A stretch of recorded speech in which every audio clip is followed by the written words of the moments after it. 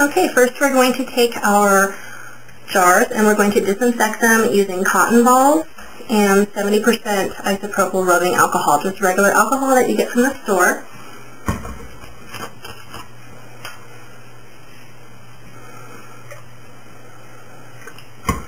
Just soak that cotton ball and you're going to wipe out the inside of the jar. Wipe out the bottom and the sides. Then you're going to take that sifter and you're going to wipe the top of it and also the bottom. And then finally you're going to take that lid and you're going to wipe out the inside of that lid. Okay, now we have that sterilized. Then you're going to take that sample of powder. This is Desert Plum Mica from Coastal Scents. You're going to open up the inside.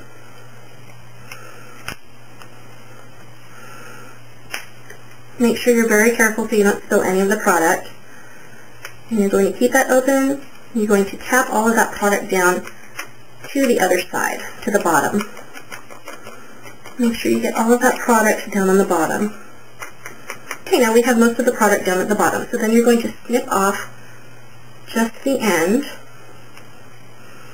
a big enough hole so that the product will come out of here and go into your jar. Then very carefully you're going to turn that product around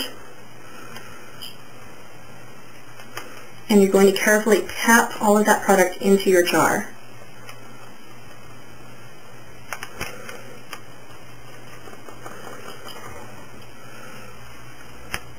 Okay, now that bag is as empty as you're going to get it.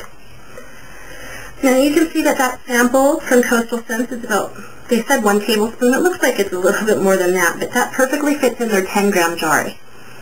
And you're just going to shake that and kind of make it flatten out within there. Okay, make sure all the product is inside the jar. Flatten it out. Then you're going to take that sifter and with the flat side down, you're going to want the open side up. You're going to place that gently inside there. Okay, and you're going to make that perfectly flat in there. Now you have all of your product in the sifter jar. Okay, now you're ready to take your lid, put it on top, and there you go. You have your sample of your pigment inside the sifter jar perfectly. Now, if you'd like to take, if you'd like to label that, you can take the label off of this. Just very carefully peel it off.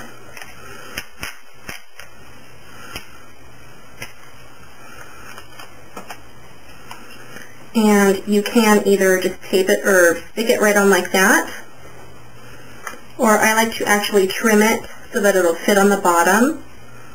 You just trim it to the sides of the name so that you can trim off as much as you can with still showing the entire name.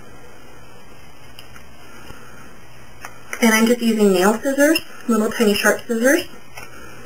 Okay, I like to cut off as much of that info as I can so that I can get the sticker as small as possible. So you just want to leave the name on there.